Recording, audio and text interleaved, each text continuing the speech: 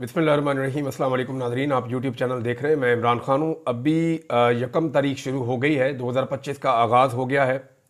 हुकूमत के पास वक्त बहुत कम रह गया है। जो बाइडन इंतज़ामिया के जाने में 3 हफ्ते से भी कम टाइम बाकी है।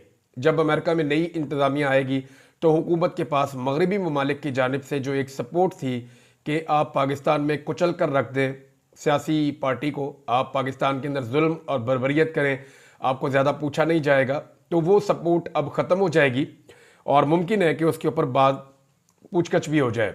और ये भी हो सकता है कि इस मामले के ऊपर एक इंक्वायरी हो जाए, जिसकी आजकल खबरें आ रही हैं कि मुमकिन तौर पे एक इंक्वायरी हो सकती है आने वाले दिनों में और ये पता चल सकता है कि पाकिस्तान में रिजीम चेंज ऑपरेशन कैसे हुआ।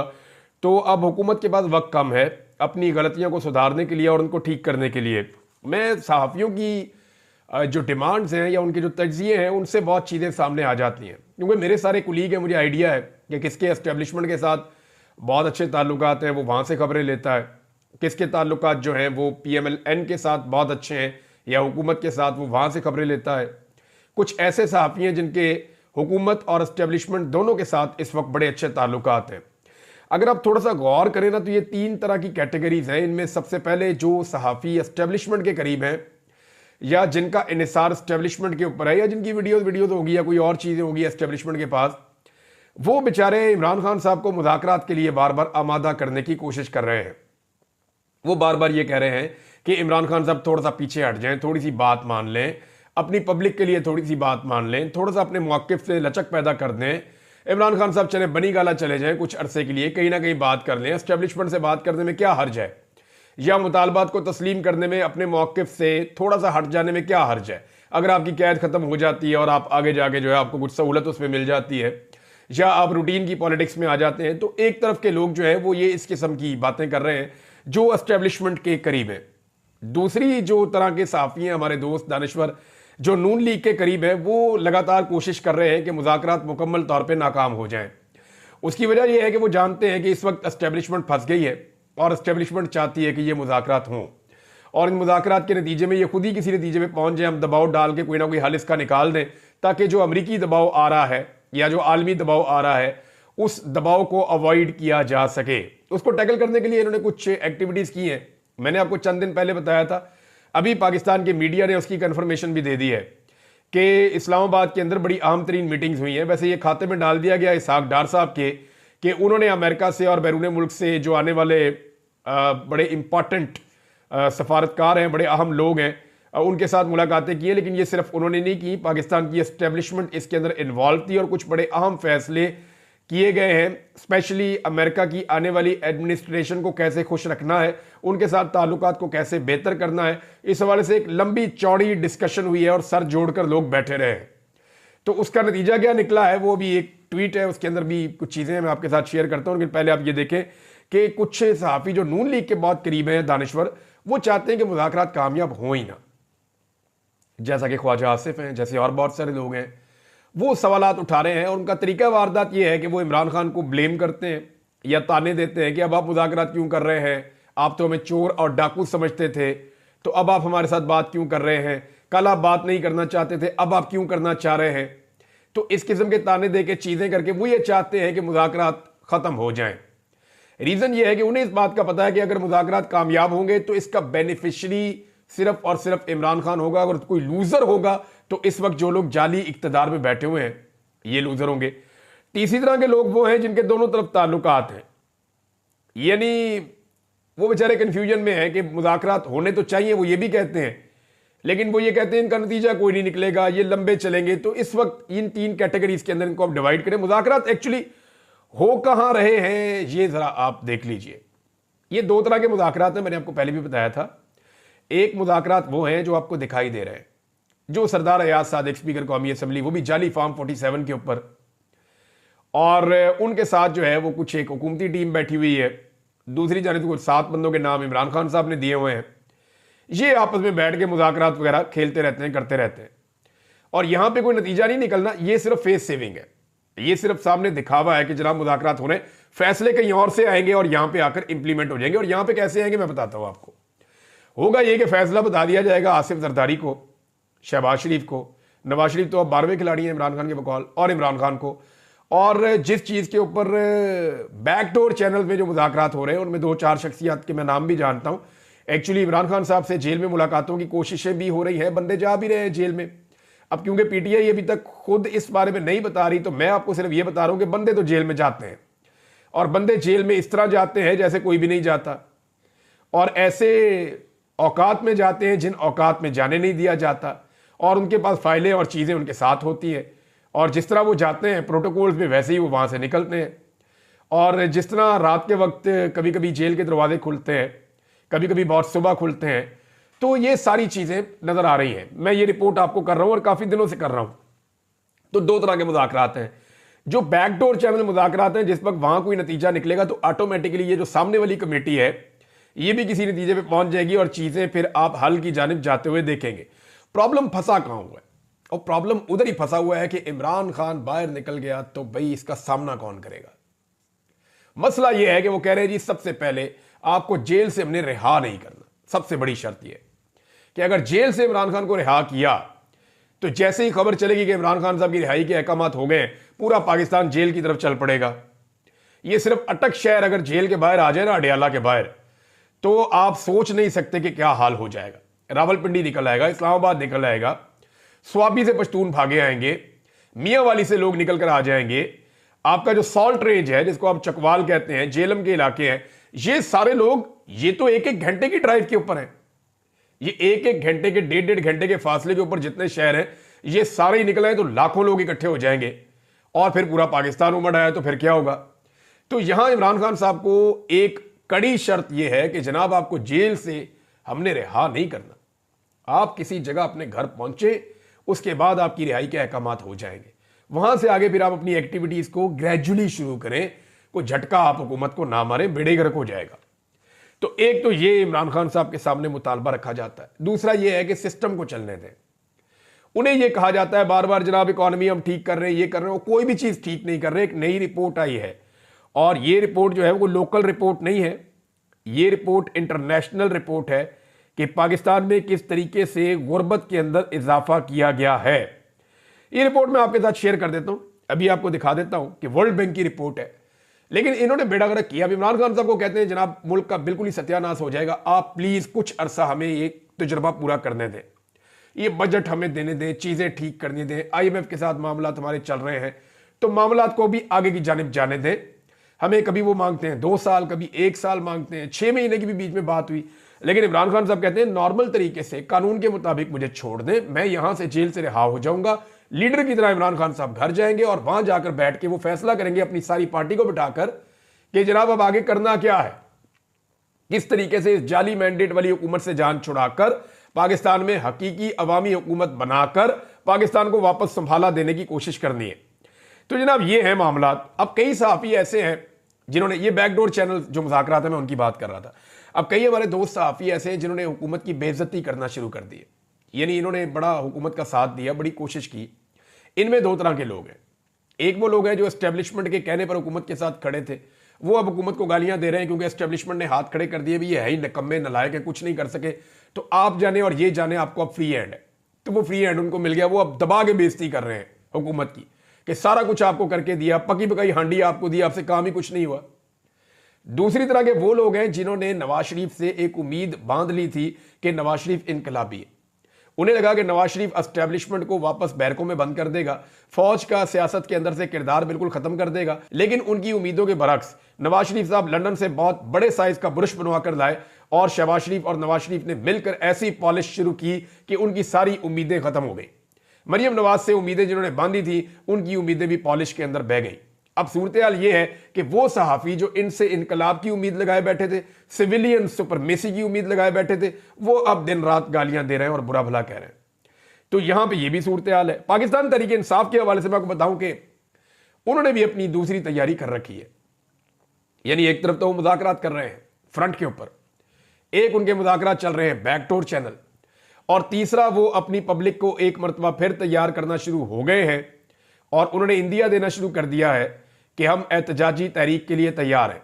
अगर ये मुज़ाकरात कामयाब ना हुए या किसी नतीजे पर ना पहुंचे तो बहुत बड़े पैमाने पर पाकिस्तान में पाकिस्तान तहरीक इंसाफ एहतजाज करेगी। अब जो बाइडन के दौर में तो खुली छूट होती थी, अगर अब तहरीक इंसाफ निकलती है तो क्या उसी तरह पाकिस्तान की हुकूमत कंटेनर्स इकट्ठे करके खड़े कर सकती है? क्या उसी तरह कत्लेआम कर सकती है जैसे डी चौक में किया? क्या उसी तरह जो है वो ब्रूटल फोर्स को इस्तेमाल किया जा सकता है सिविलियंस के खिलाफ? क्योंकि अब तो बिलावल ने भी कहना शुरू कर दिया कि ये जुल्म और बर्बरियत है ना, कि बिलावल इसका हिस्सा है। लेकिन पहले बिलावल की तरीका वारदात यह है कि हर जुल्म का हिस्सा बनने के बाद में मजलूम बनने की एक्टिंग शुरू कर देता है बिलावल जरदारी। तो बिलावल जरदारी ने भी ये एक्टिंग शुरू कर दी है, कभी इंटरनेट को लेकर, कभी सोशल मीडिया को लेकर, कभी जो है वो जुल्म और बर्बरियत को लेकर। तो ये एक्टिंग जो है वो अब लोग जानते हैं। लोग एक नई सदी के अंदर जिंदा हैं, ये सोशल मीडिया का दौर है, लोग हकायक जानते हैं। तो पाकिस्तान तहरीक इंसाफ ये जानती है कि आलमी प्रेशर की वजह से अब हमारे साथ उस तरह की सख्ती नहीं हो पाएगी। अगर ये मुज़ाकरात कामयाब नहीं हुए तो वो दोबारा एहतजाजी तहरीक के लिए तैयार है। डेडलाइन है 31 जनवरी। जो बाइडन की हुकूमत खत्म हो जाएगी 19 जनवरी को, और 31 जनवरी तक अगर ये मामला नहीं होते तो फरवरी के मिड में आप एक बड़ी एहतजाजी तहरीक दोबारा पाकिस्तान तहरीक इंसाफ की तरफ से देख रहे होंगे। शहबाज शरीफ ने इस मौके पे फिर से डरे हुए बयान देना शुरू कर दिए। पहले तो वो ऊ वाला बयान जो है वो आप देखें, उनके अपने साथी, उनके अपने दोस्त उनका मजाक उड़ा रहे हैं। ये ऊ करके कौन सा एहतजाज होता है? कभी करके आवाज निकालते, कभी ऊ करके, इनकी आवाजें ही चूंचा ही खत्म नहीं हो रही।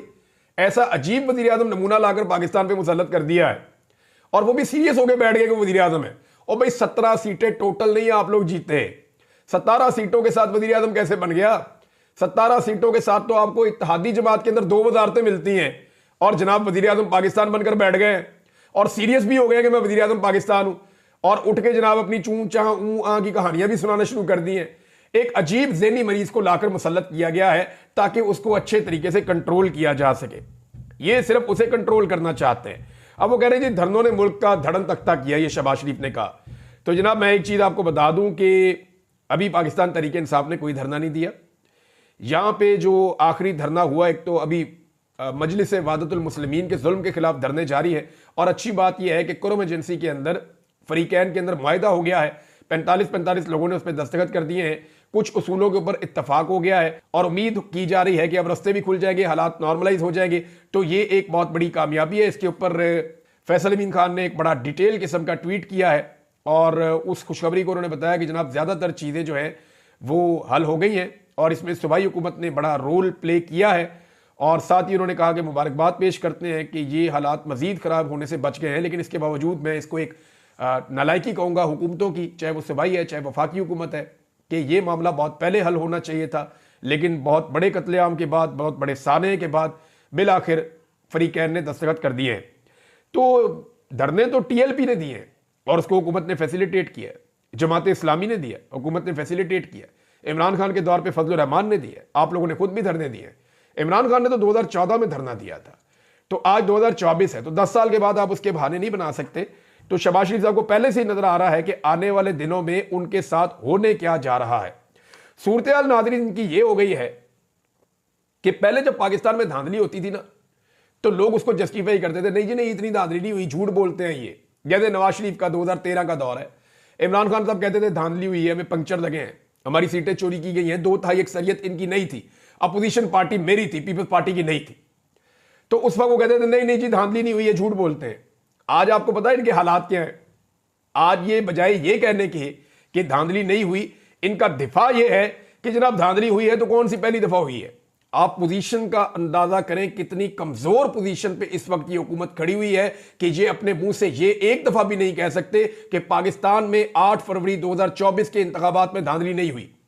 ये कहने की बजाय ये कहते हैं जनाब ये कौन सी पहली दफा हुई है, पहले भी तो होती रही है।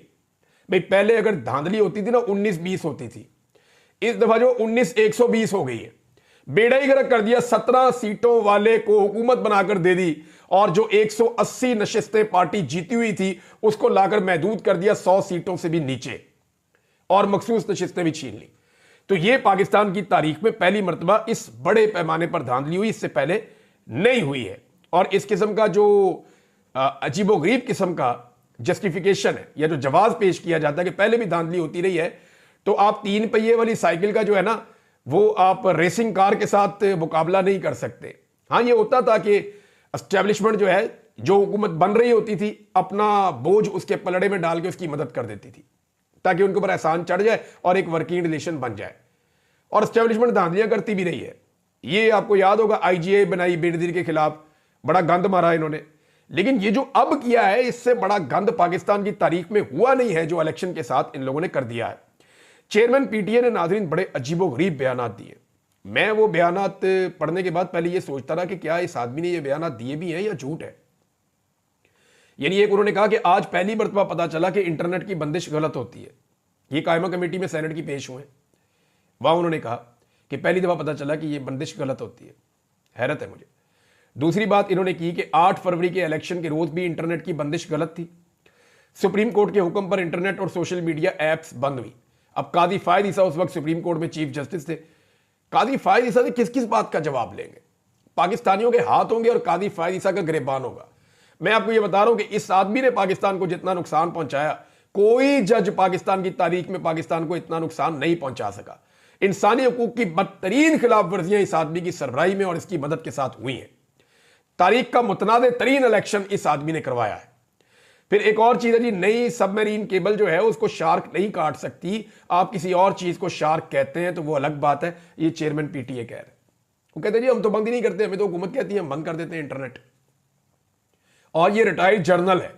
इनकी काबिलियत का आप अंदाजा लगा लें। एक तो हर जो बड़ी सीट होती है जैसे ही वो खाली होने लगती है कोई ना कोई जर्नैल रिटायर हो जाता है। हमारी किस्मत वो नगीना तोहफा आकर उस सीट के ऊपर बैठ जाता है। और हम एक ऐसी बदकिस्मत कौम है कि हमने इन नगीनों की, इन तोहफों की कदर नहीं की सही तरह। अगर हम इनकी कदर करते तो आज पाकिस्तान आगे निकल जाता।